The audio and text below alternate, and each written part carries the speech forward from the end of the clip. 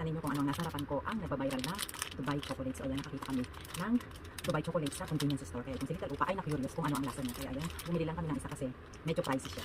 Tama nga ang chismis, talagang pricey siya. Kasi kahit yung ganito kaliit ay 5,000 won na ito. Kumuha kami ng flavor na pistachio. Ito din ay pistachio. So ayan, tingnan natin kung masarap ba talaga ang Dubai chocolate. Ano ang masasarap sa inyo ito? Ooh! Imagine guys, ganito lang kaliit. 5,000 won na siya. Ayan, ganito pala siya. Oh. Tignan natin. In fairness, nakasaan siya. Ano po?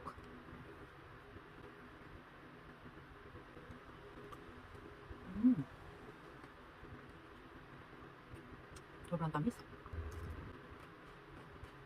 Meron siyang something na masarap ng coated na black chocolate. Matamis siya, matamis.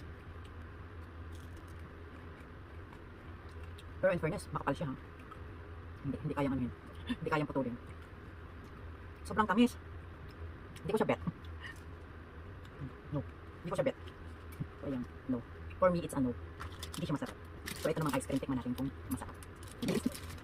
Mas masarap pa rin siguro ang ano, Cloud9 at flat tops ng Pinas. The best pa rin. Charot. So ayan, ito siya.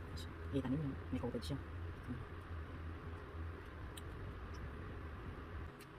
For me lang ha, mga 6 out of 10. Kasi ice cream naman, mga 7 out of 10.